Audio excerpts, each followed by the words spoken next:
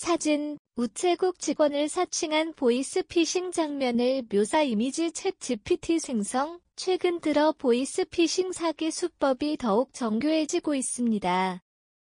그 중에서도 집배원이나 택배기사를 사칭하여 딥보이스 기술을 이용한 신종 보이스피싱 수법이 확산되고 있습니다. 이러한 사기 수법은 피해자들의 신뢰를 쉽게 얻어 큰 피해를 입히고 있습니다. 이번 기사에서는 딥보이스 기술을 활용한 보이스피싱의 실태와 구체적인 피해 사례 예방 방법 및 정부와 관련 기관의 대응 방안을 다루어 보겠습니다. 1.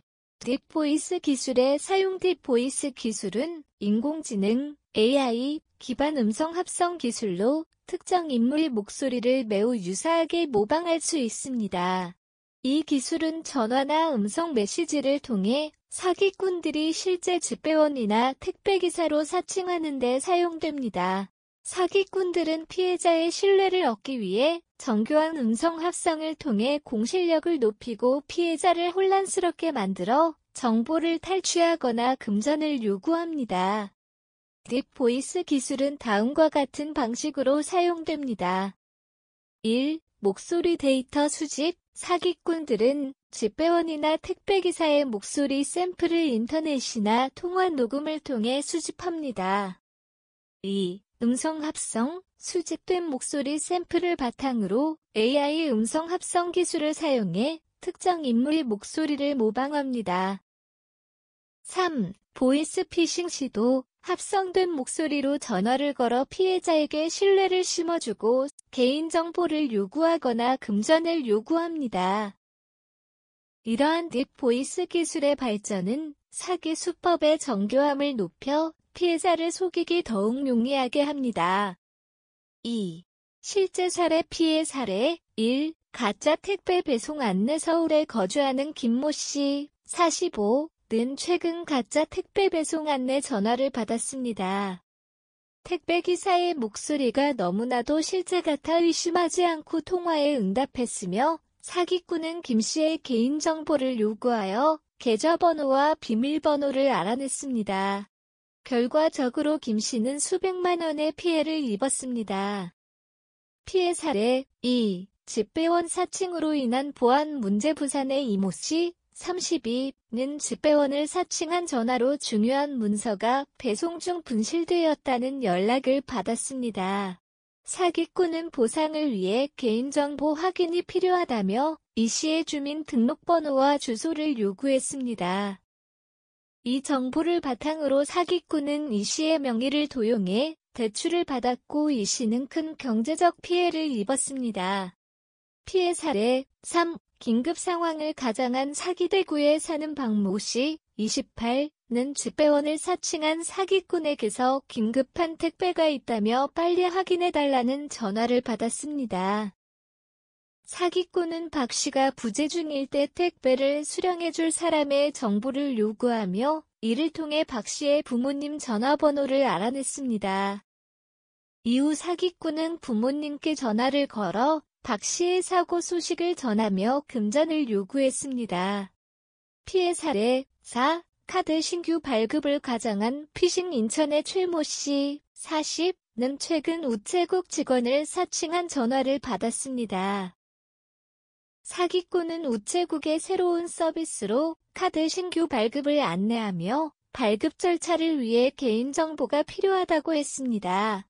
최 씨는 의심 없이 자신의 주민등록번호와 카드 정보를 제공했으며 이후 사기꾼은 최 씨의 명의를 도용해 여러 신용카드를 발급받고 이를 악용하여 최 씨에게 큰 피해를 입혔습니다.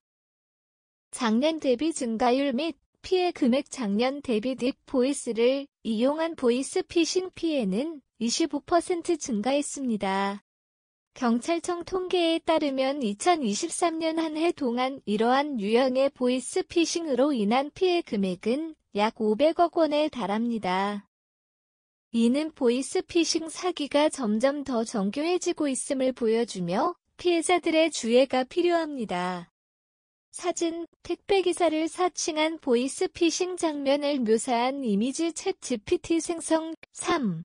일반적인 예방 방법 딥보이스를 이용한 보이스피싱 사기 수법이 점점 더 정교해지고 있는 만큼 개인과 기업 모두 예방 방법을 철저히 숙지하고 실천하는 것이 중요합니다. 다음은 보이스피싱을 예방하기 위한 방법들입니다. 1. 신원 확인 절차 강화. 전화로 개인정보를 요구하는 경우 반드시 신원 확인 절차를 거치도록 합니다. 따라서 집배원이나 택배기사의 신분증을 확인하고 의심스러운 경우 해당 기관에 전화하여 신분을 확인합니다.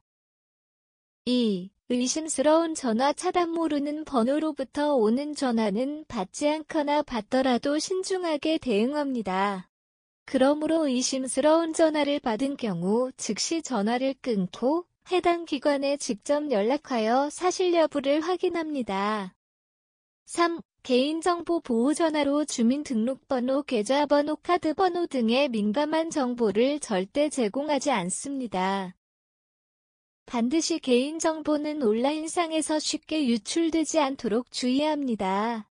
4. 보안 프로그램 사용. 최신 보안 프로그램을 설치하고 정기적으로 업데이트하여 악성 소프트웨어로부터 보호합니다.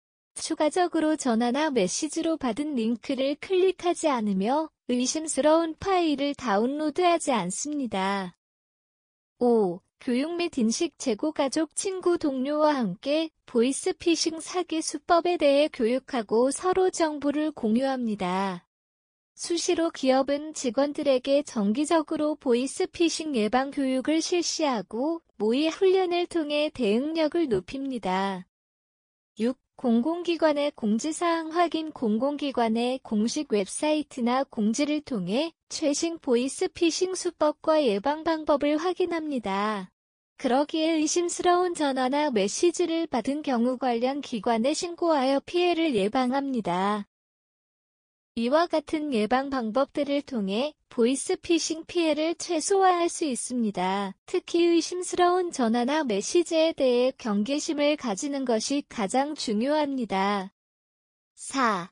정부와 기관의 대응. 보이스피싱의 피해가 점점 커지고 있는 상황에서 정부와 관련 기관들은 다양한 대응 방안을 마련하고 있습니다.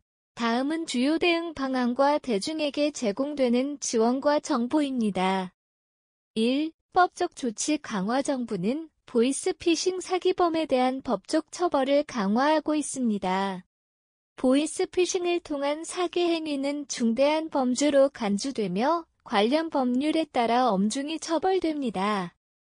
경찰청 산하 사이버 범죄 수사 기관들은 보이스피싱 조직을 추적하고 사기꾼들을 체포하여 처벌하는 데 주력하고 있습니다.